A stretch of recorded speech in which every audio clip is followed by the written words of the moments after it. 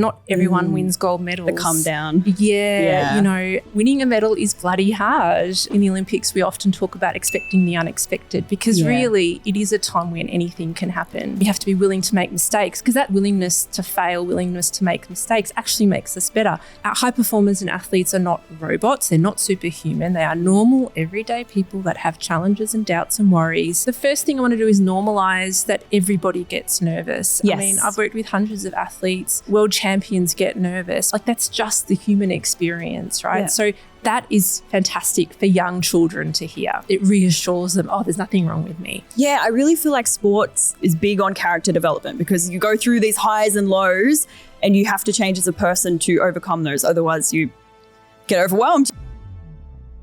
Hey everyone, welcome to Shine Health Coaching. Today I'm interviewing Carolin Anderson. She has been in the Olympics before. She is now the Director of Performance Edge Psychology based in Melbourne. Hey, Carolin. Hi, Lacey. Thanks for having me. Awesome.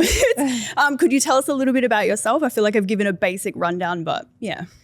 Oh, well, yes, I used to be an athlete a very long time ago, but now I'm obviously a psychologist, have been for many years, and my career has sort of taken a few different pathways, but for the last sort of 10, 15 years, I've been working predominantly in sport or high performance. So it's not necessarily always working with athletes. It might be working with other professionals as well. That would be considered high performance professions. But yeah, I run a performance clinic in Melbourne and we work sort of across the whole sort of spectrum from wellbeing, mental health and performance. And as I said, we might work with athletes, but also other professionals, doctors, lawyers, people that might be going for really sort of challenging positions like special operations in the army or police force.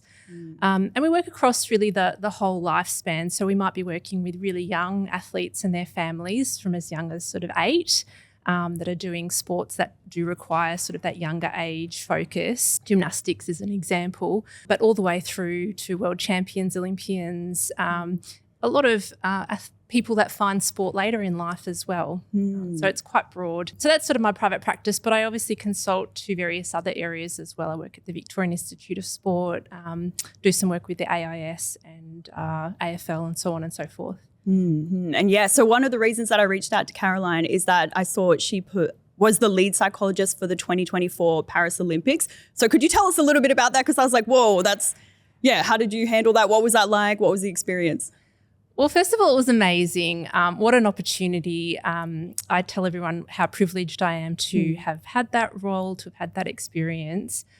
For me personally, it was very surreal because I competed at the 2004 Olympics, obviously 20 years ago. So it was quite poetic, I guess, in a way to return 20 years later, but in a very different role. Yeah, look, we were very lucky. There was 2 of us, so 2 psychologists working for the AOC, and we were based in headquarters in the Olympic Village. And, you know, we had quite a broad role. So obviously we're working with 500 athletes, over 500 staff. But of course, I'll have to say that, you know, we have great psychology and performance psychology in Australia. So many sports have their own sports psychologists that they travel with. Many athletes work with a psychologist in the lead up. So we're really there, you know, if and when needed in the background, I guess. And many things can present in that Olympic Games environment. So there's many challenges, many unexpected things that can come up. And as I said, we're there as a bit of backup and support if that's the case. So really our role was to support athletes and staff around any performance issues, mental health wellbeing, interpersonal issues that can come up in that really intense Olympic environment and any critical incidents. Yeah. And so what did you find? Was there like a pattern of what was going through everyone's head at that time? Was everyone kind of in the same boat? They were like, oh. Yeah, there's definitely a few themes. I think one of the biggest things is people may or may not, if you've never been in that environment, and I certainly remember as an athlete having had that experience of walking in to the Olympics. I'd been to many World Cups and World Championships and travelled internationally, but the Olympics is different and there is that kind of moment of, it can feel a bit surreal, but overwhelm and I guess the intensity and the pressure is really different. And as I said, I definitely experienced that firsthand. 20 years ago. But that was definitely a theme. It can affect people differently at different times for different reasons. But, so sort of that overwhelming, that initial sort of part of coming into the village, that was definitely a theme. But also, as I said, the intensity and the pressure is just unique to the Games. And we often refer to it as the Olympic bubble, that life just feels different when you're in that village environment. As I said, emotions are high, there's high intensity. And we hope that that's what the athletes and support staff and sports are working to help athletes prepare. But of course, inevitable happens and it can be really challenging. So that was a really big, area of focus. But likewise, and then look, there's all the usual, some interpersonal dynamics, things like injury or non-selection. That's pretty normal for, benchmark events. But particularly for the Olympics, the other big area that I noticed was, and that I worked a lot in, was that sort of immediate aftermath of competing. Not everyone wins gold medals. The come down. Yeah. Winning a medal is bloody hard. And not everyone's going to have the fairy tale that they wanted. So helping athletes cope with and deal with their performance was a really important part. What I noticed, particularly athletes that had previous mental health issues, that can actually be a real trigger for them. And so, that support in that post-event immediate aftermath was really important. So did you see like a pattern of the people who went through the Olympics and you felt like they handled it a lot better than other people? And then was there kind of what made people more resilient to the stress and what made some people struggle a little bit more? Did you notice kind of groups of people?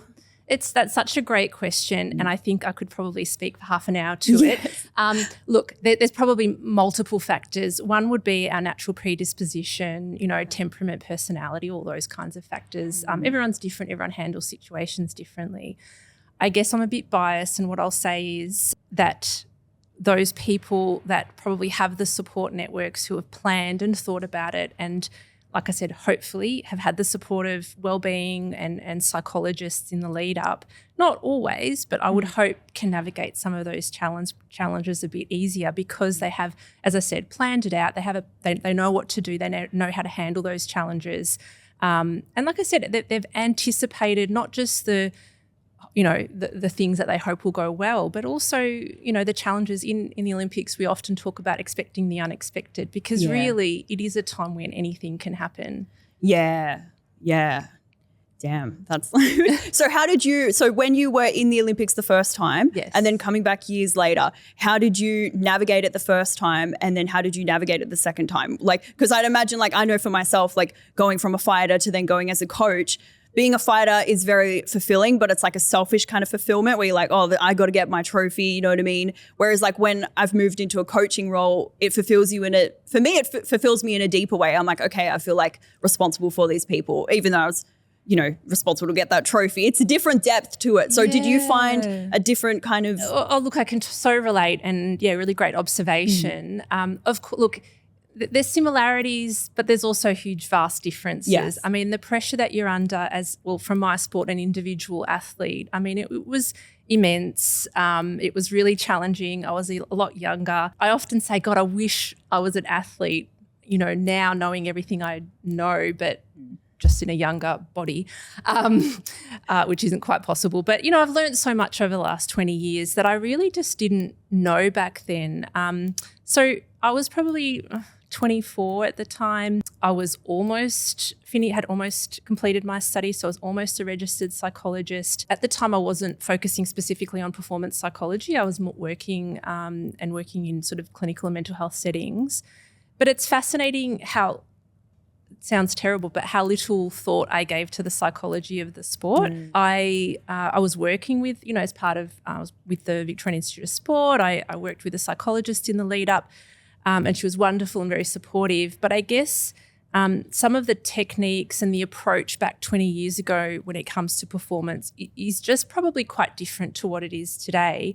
And I don't think it was particularly helpful for me at the time. So I used to get nervous. I'd feel that pressure, but I probably just didn't have great tools. I wouldn't say I was terrible at it, but I probably just didn't know what I know now. Yeah, I feel like it can be what kind of coach you have as well. Like different coaches have different coaching styles. So it's like if your coach is very strict, maybe like, oh, I don't want to get this wrong. Or maybe you put more pressure on yourself. Or I know for myself, I worked with like psychologists and that when I was competing, and we did the pie chart where it was like, okay, you need to have multiple areas of your life. But I was so focused on Muay Thai that it's like if anything went wrong in Muay Thai, I was like, oh, the world is ending. But because I was so focused that you sometimes tunnel vision the rest of the world out. So I think, it can be coaching styles. It could be how you're living your life, support system. I never realized how important support system is until, That's why I always tell people go to like fitness camps, because like you go to a fitness camp, everyone there is around fitness. Everywhere around there is like protein shops, like everyone's eating well, and you're just in this community that's in the zone. Such a great point. So when I talk about support systems in high performance, there's lots of research that sort of comes to mind that I think is really important to reflect on sometimes.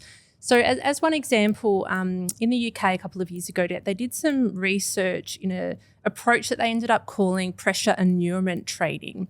And what this approach showed was we all know that pressure training for athletes is really good. So trying to replicate the pressure that we experience in competition, in training is a great experience. And there's all different ways in which we can do that in sport. So high pressure environments in a training environment is really important. But what they found is the only way that works is if it's combined with high support environments. So you have high pressure, but also high support. That gets the best out of us. When they did the opposite, which was to have high pressure and low support, they didn't get results. And again, you can have a really supportive environment, but not sort of the challenge and the pressure. You're not going to get the results. So that's one example I think is really helpful. And a good friend of mine, Lauren Burns, she won the gold medal in the Sydney 2000 Olympics for Taekwondo. She's since gone on to do amazing research and has completed her PhD in high performance factors. And one of she interviewed some of Australia's top performers and gold medalists, Ian Thorpe, Kathy Freeman and so on, and was really looking at what were some of the factors that contributed to that success. And one of the themes that just came up time and time again was the importance of the support system. And I guess that taps into theories around psychological safety that we know from the work of Amy Edmondson. I would wonder if if they feel safe in their body, they're more likely to go out and take risks. Whereas I feel like you go into I think it's dorsal vagal shutdown if you're overwhelmed. Right. So if you're in a high overwhelm environment, your body shuts down and it's like you're not going to Absolutely. That's really great. And I think the support system and knowing that it's okay to make mistakes. I often talk to athletes about you have to be willing to make mistakes, but the only way we're willing to make mistakes, because that's really that beautiful place where you're going to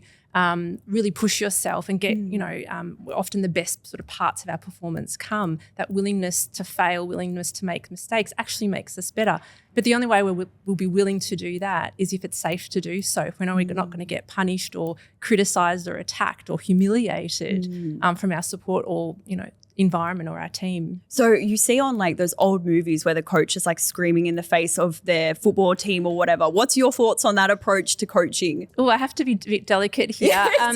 Look, I think there's a bit of old school mentality of toughen up and, you've got to be able to take it. I mean, look, when emotions run high, there will be moments or times like that. It's when that's in an ongoing or pervasive way that's going to really erode so many factors like, the trust and safety in that relationship. So, what we really want in high pressure moments is to keep things the same, to not do anything different. If we're not yelling, in training, why are we yelling in a competition? Keep things more similar, even though, yes, it's high stakes and high pressure. That, I think that obviously can be quite detrimental. Yeah, exactly. Yeah, it's the same on fight day. You don't go and eat something you've never eaten before because then you might have an upset stomach in the fight and it just doesn't work. Yeah. So, yeah, cool. I think just on that, what I think is really interesting is that we can take on board our own harsh inner coach or inner critic. We can be, the one that's yelling at ourselves internally. And I think there is that mentality for many athletes that's going to make me stronger and, work harder and push more. And I think they're quite fearful of this sort of terminology now that we use around self-compassion because they think that's going to make them lazy or weak or, they're going to lose an edge.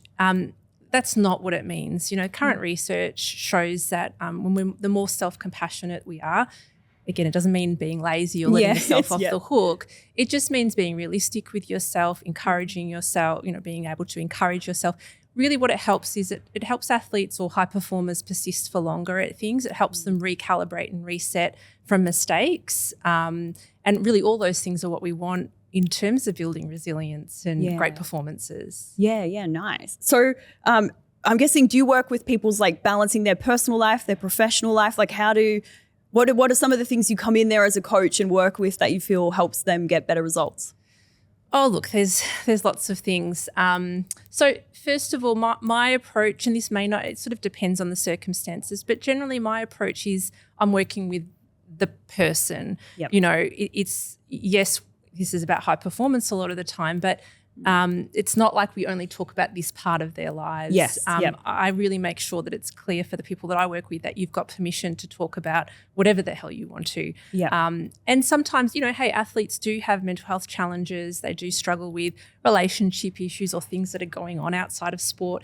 And I don't want to be someone that says to them, I either don't have the skills or can't or don't want to talk to you about those things. Yeah, like stick in one very specific area, because it's like you were talking about support systems. Yes. And just then it dawned on me, I was like, oh, okay, you're coming in as part of their support system to be like, okay, cool, you got this area to work on, and yeah. Yeah, so looking at things outside of sport is often where we start. I mean, the way that I view high performance is at the core of high performance is our well-being. And well-being encompasses many different areas. Yes, supports. And so I need to assess for those things when I first meet someone. I need to understand what's their mental health background, what kind of support systems do they have in place, what's their recovery like. And athletes are great at physical recovery.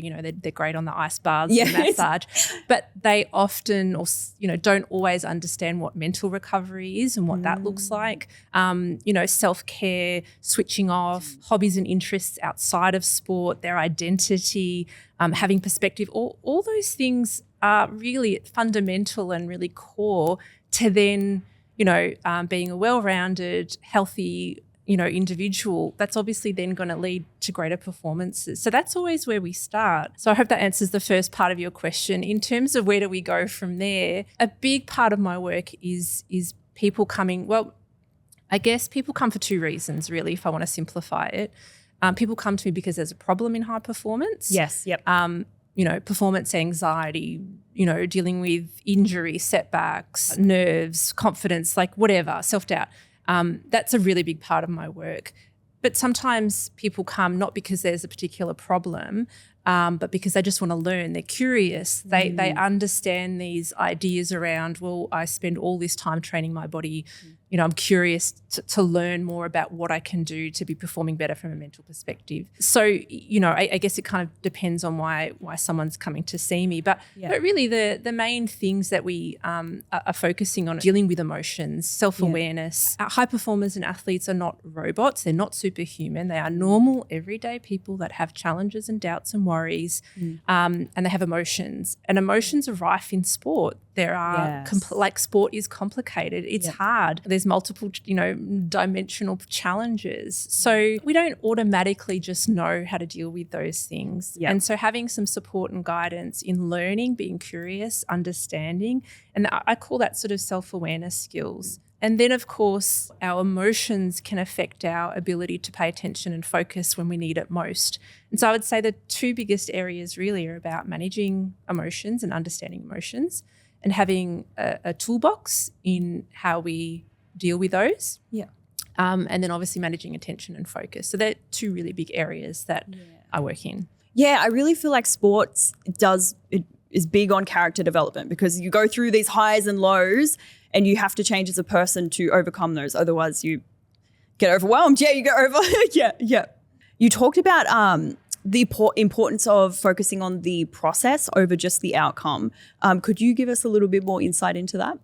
It's very natural to be goal-oriented, particularly for athletes, but not just athletes. It might be for professionals getting to that next job or that promotion or buying the fancy car or whatever it is, right? Society is quite goal-oriented as a whole. Yeah. And it's not that I don't think goal setting is important, but I think probably we've overestimated in some ways the importance and maybe underestimated a whole bunch of other stuff that needs to go along with that. Yep. I think it's, and again, we need to break it down between sort of, I think athletes are great at outcome goals. Yep. So they say, I want to get to the Olympics, or I want to win a gold medal or whatever. They're probably not always equipped with understanding the difference between, performance, outcome and process goals. And I definitely like to focus more on process goals. Yeah. A, because we have a lot more control over them. Yeah. And B, I just think they're generally more helpful in maintaining perspective, focus, efficacy, and as I said, control. So process goals, I guess, are much more tangible and behavioural. So it's really looking at what are the things that I need to do. So that's one area. The other thing I would say is we're also not very good at thinking, yes, we're good at going, I want to achieve this, X, Y, and Z, but we're not always great in thinking about why that's important to us. And really again, we know a lot more. There's a lot of content and information out there now about things like purpose and values, which is great, but sometimes it can get overlooked and people maybe don't understand how significant and how important it is. Understanding why we want to do something and why it matters to us, it helps us, again, maintain perspective. It keeps us on track, and it really helps us to question what actually matters right now. So as a sort of an example, if I'm working with an athlete and they say to me, I want to achieve the best that I can in my sport and go to the Olympics or whatever it is, or world championships, or could be anything, great, we set that intention, but we really look at why we want to do that, why it's important. Do you feel like that would, if they're fully aligned, they're going to work harder? Like they're more, like all parts of themselves are on board, so they're like, all right, yeah, let's do this. Whereas if maybe they're just doing it externally, well, yes, there's all those kind of factors. Okay, so I want to win a gold medal. Why? Oh, because I want to be famous, or like those kind of external factors, extrinsic motivation, as it's called, yes, has been shown to be probably less helpful for performance. So we're looking for that in intrinsic motivation. Yeah. I think it helps keep us centered and see the journey a bit more holistically. Yes. That we can't actually always control that outcome, but we certainly have a lot of control on the journey and what we want to achieve along the way, who we want to be as a person, how we want to show up, how we want to navigate challenges, kind of almost regardless if we get to that end result or not. And what happens is when we're focusing on values, when we get to the end, either we achieve it or we don't, is in the goal. Yeah. And I think it makes that whole journey feel a lot more purposeful, enjoyable and fulfilling, whereas certainly people that I've worked with, when it's just that goal orientation, can, as I said, either get the goal or not. If they don't get the goal, it's devastating. The world feels like it's going to end. They do get the goal. And often it doesn't actually bring about a sense of achievement or accomplishment like they thought it would. Often it can feel like, oh shit, now what? What's next? It can feel a little bit superficial or not. If they're not used to rewarding themselves or celebrating those wins because it was expected because they put it on a goal. Yeah, I just think that's it's a ticking off the to-do list rather than And would you find that sometimes athletes would have a come down? Like I'm thinking of this experience I had once where I prepared for this fight. I was like, I got to win this fight. I won the fight, knocked her down in the first round, and I was ecstatic. And then I went home that night and I just felt meh. Yeah. And I was like, this is very confusing. Like I should feel awesome right now, but I kind of feel meh. And and I was like, oh, maybe it's just like an adrenaline dump or something, but is that a common? Potentially. Absolutely. I think that's part of it. Yeah. I think there's naturally a come down after the adrenaline and after the lead up and the build up to that event, for sure. But I think that's a big part of it. Just looking at the research that athletes, again, using Olympics as an example, who either win a gold medal or a medal versus those athletes that don't perform to what they were hoping for, or don't win a medal full stop. They're equally as likely to experience the post-Olympic blues. And I think most people are very surprised by that. They would think that the ones that win are on cloud nine. And that certainly can be the experience for many people, but they can have this real sort of drop afterwards, kind of questioning, was it worth it? Now what? Where do I go? What's the next thing? And I said a pressure to keep maintaining that. Yeah, that's how I felt. Yeah, so I'm thinking back, I'm like, yeah, it's like you're like, okay, you got super focused in your life and you get like lots of purpose and whatnot, and then you get that goal and then you're like, okay, twiddling thumbs, like what now kind of thing. Now? Yeah. Which again brings us back to having perspective, having quite a broad sense of identity. Because if your identity is solely tied up with your performance, then everything relies on that good performance. Yes. But there's sort of nothing else to prop it up. Yeah, and then coming back to that support system, it's like those things like hanging out with friends, doing all that stuff. I think when you're really focused on a goal, you're like, that doesn't have a return on investment. I'm not going to do that.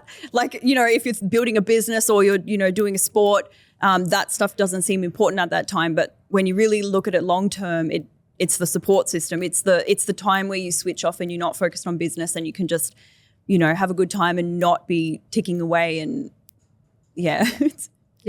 Absolutely. Yeah, love that. So what would be some of your like rewarding moments throughout your career as a psychologist? This is going to sound so cliche and tacky, but honestly, every day is really rewarding. Oh, I love that. That's so. My job is a real privilege. Every day I get to, work with people and hear their stories and their vulnerabilities, and it's very real and it's very raw. Not many people have that, are in that privileged position. Yeah. So I'm very lucky in what I do. I really enjoy it. I love being able to balance some clinical work, so I work with people that do have significant mental health challenges or wellbeing. But I love that I can balance sort of that side, trauma, mental health, with then, working with athletes. I think it's a lovely combination.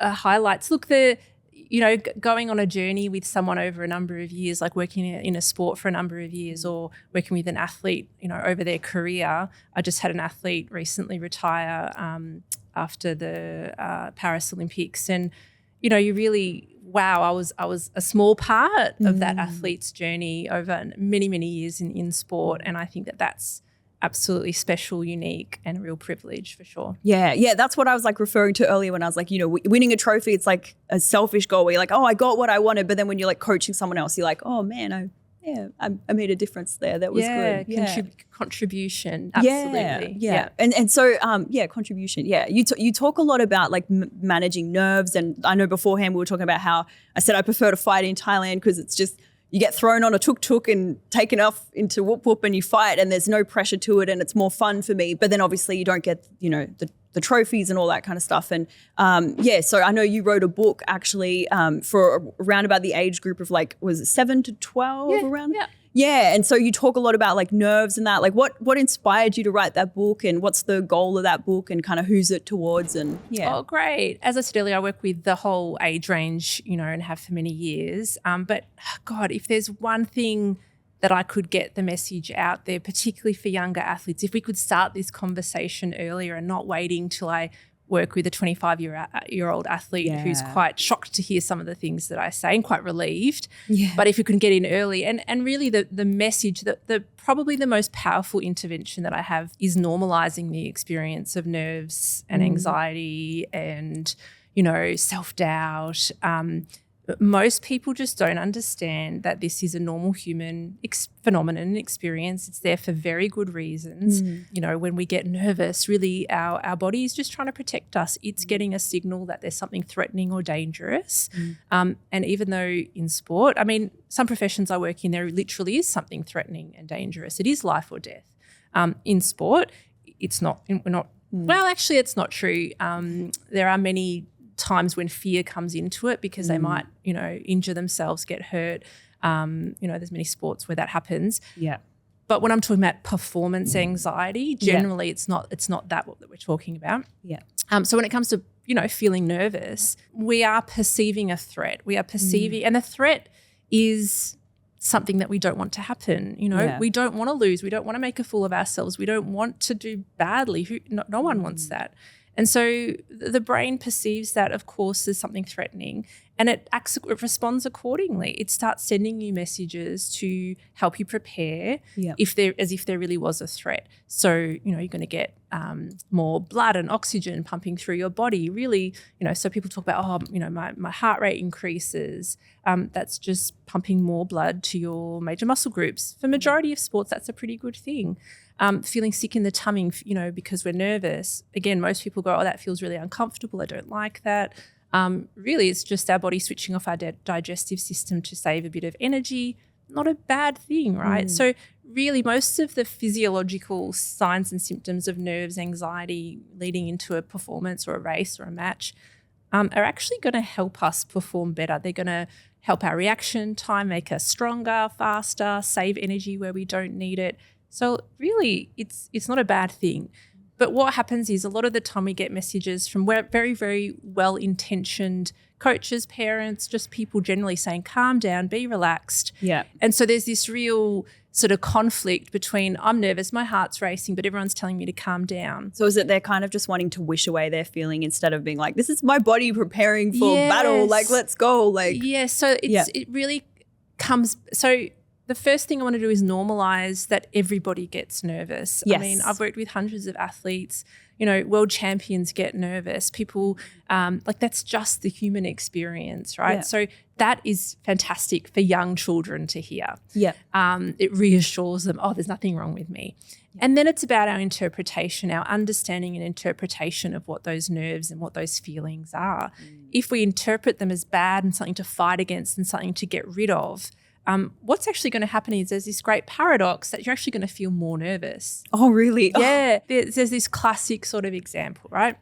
So if I say, Lacey, I'm going to hook you up to a lie detector test, which really just measures anxiety. I'm going to test how anxious you are. Yeah.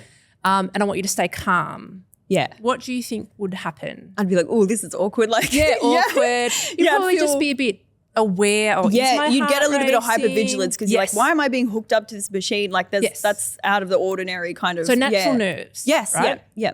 But here's the kicker. Now let's imagine, and this is a bit weird, but stick with me. Yeah. Now let's imagine I say, I'm going to put the pressure on you, right? Unless you stay calm. So you have to stay calm. If you don't, if I see that you're getting nervous, something terrible is going to happen. I'm going to blow up the building next door. Mm-hmm. Are you going to get more anxious or less anxious? I would get more nervous. Okay, but hang on. I'm telling you to control your nerves, to calm down. Mm. And now we're even talking high stakes, right? Like life or death stuff. Yeah. But you're telling me that your natural response would be to get more nervous. Mm. Yeah. Of course. I love that example so much, yeah. But this is what we're doing every day in sport by, telling our kids to, again, well-intentioned, to calm down, relax. I'm not saying there's not a whole bunch of stuff that we can do, right? There are things that we can do to assist and help, and there's great tools and techniques out there. But for me, it's not controlling how we feel. It's assisting or helping, right? Yeah. If box breathing is your jam, great. But whatever it is, whatever your hack or whatever it is, that's fantastic. But it may not completely just stop the nerves and get you feeling totally calm. In fact, I probably don't want people to be calm leading into a because you want the body to prepare for it. We want the body to prepare. Yeah. So coming back to your original question, this is kind of what my children's book kind of answers. It's helping parents and young kids normalize the experience of nerves. Yeah. Give them permission to feel that way, interpret it correctly, and really give some really basic tools. It's not rocket science, but some really simple things, and then what to do following on that. So I guess some things that we talk about is learning to unhook from, distracting, unhelpful thinking. Yeah. So, I mean, what everyone says to me is, I have negative self-talk. I say there's no such thing as negative self-talk. It's just talk. Yeah. That's what our brains do. Our brain is pretty hardwired to look for the negative. Again, it's always kind of looking for threats and dangers in our environment. It's just trying to protect us. Yeah. So a lot of those thoughts like, what if I fail? I should be winning, worrying about judgments from other people, or worrying even, am I good enough? Can I do this? All of that is just normal stuff. Yeah. Again, Olympians, elite athletes have those exact same thoughts. It's how we choose to respond to them. So I've never said to someone, I want you to think positively. Yeah. What I say is that we can learn to think differently, though. We can learn to tune in or tune out to certain things, but it only comes when we drop the battle and understand that thinking that way is really normal. So that's a whole scope of work that we can do. And I said it very briefly touches on that in the book. Yeah. But then, okay, if we're not tuning in as much to that negative self-talk, the doubts, the worries, what are we tuning into instead? And so that's that next question around focus, attention. Yeah. How do we do that? How do we learn that? Yeah. Yeah, okay. For me, I feel like the way I had navigated it was I just was like, okay, I'm feeling nervous. Kind of happy to feeling nervous because like my life I feel neutral, and neutral is good. You're at peace, but it's good to have something exciting. It's like when you go on a roller coaster ride or something. Yeah. So you were interpreting that as excitement and a challenge. Yes, and a chance to be like, okay, like I remember my first Muay Thai fight. I had only done Muay Thai for 3 weeks, and it was not a good wow. Yeah, you know, but it changed the way I saw myself. And so for me, it's like every time I've put myself into a situation where I had to face that fear, I felt like I came out with more confidence in myself. I felt like I'm a capable person. So yeah. And so confidence, I mean, yeah, again, I talk a lot about confidence. It didn't come before the fight. It came maybe afterwards. People want it. They want to feel confident going into something. It's just not how it works. And some people have natural differing degrees of confidence. Some people are a bit more confident. But the main thing is that confidence goes up and down. Yeah, it's not a stable factor, right? So, but this gets me, right? So not only are we telling everyone, hey, you've got to be calm, what we're also telling everyone is you've got to be confident, as in the society and the general public often say this, or coaches, well-meaning coaches or parents. So, you've got to be confident. Just go in there with confidence. Yes, that's definitely yeah. Yeah. So everyone says yeah, this. everyone's and again, well-intentioned and very lovely, but not always accurate. So imagine if I said to you, Lacey, you know, the only way for you to perform well is if you're happy. Like, I want you to be bursting with happiness going into the next fight. Would you be like, oh, why? Like, what for what purpose? Yeah. Or can I make myself happy? Yeah. I'd be like, fight? what is the benefit of this? Yeah. Like, yeah. Okay. Yeah. And can you do that? Can you just turn it on and make yourself happy in the moment? Not really. No. Like, yeah. There are things we can do to influence over time to increase our well-being and happiness, sure. But in that moment, can you just turn it on? No. Yeah. So why do we expect this with this concept of confidence? Just turn it on, make yourself confident right now. It's unrealistic. It's not something that, it doesn't work like that. So as I said, confidence goes up and down. Yeah. And that's a normal, natural thing. Sometimes you're going to go into a competition or match feeling really confident. Sometimes you're going to have less confidence. Sometimes you're going to perform well. Sometimes you're not going to perform well. Yeah. It's not related to confidence. It's just that confidence feels good in order when we're performing. Yeah. It's just that it feels nice. Yeah. Yeah. And so people make this sort of association between the two. Confidence isn't what makes a good performance. Yep. It's what you're doing. It's your actions. You know, it's what you're focusing on in the fight or the race or the match. Yeah. So we need to kind of step away from this conversation of reinforcing confidence, because what happens is people just walk around feeling bad. They feel bad that they're not as confident as what they should be, even though that's just a normal, natural state of being. And do you feel like that was like messaging in media, or where do you think we got that? Or if someone just can't with like this positivity, like all this the time. I'm not sure where. Look, it certainly was around when I was an athlete, and it confused the heck out of me. It's been around for a long time, and I think, it's starting to change a little bit, but we're still not there yet, again, which is what motivated me to write the book, because I think that this is really important. Yeah. I think we just want to emphasize less this term. I'm not saying confidence is bad. Yeah. If you have it going into great, excellent. I always call it an added bonus. Yeah. But not the essential ingredient. There's other things that are way more essential ingredients that can help us perform at our best other than confidence. Yeah. So what we want to focus on more is much more stable factors you know, when it comes to performance and sport or high performance generally. What we talk about are competencies, capacity, skills. Like, those things stay consistent over time, or, obviously improve over time the more we train. You don't wake up one day and just suddenly not know how to compete. Like, just no. Would you lose all your skills? Would you lose, would that just disappear? No. Yeah. Could you wake up one day and your confidence is just nowhere to be seen? Yes. Yeah. You wake up and you're like, oh God, I just feel like crap, or I'm just not, oh God, I'm not feeling good today. Like this is what happens. So we want to give ourselves permission for that confidence to fluctuate naturally. Know that with experience, we would expect naturally that, yes, confidence comes after things, over a lot of experience, but it still fluctuates then. But we want to focus on our competence, our capacity, and our skill building, and understand that's the bit that doesn't change. It's much more consistent and stable factor. And I was thinking much more important to focus on. I was thinking like in terms of tool belt, like if your only tool belt is like confidence, like that, and then it's gone out the window, you're like, oh, shit, I got nothing left. Yeah, wow. Now what do? I panic. Yeah. Okay, yeah, okay, I love that. I'm gonna bring it out. I wanted to have a little rifle through it before we had a little talk in the park. And you know what I love about it is that you actually put some like principles of actions for the parents, and yeah, I love that too. One last question.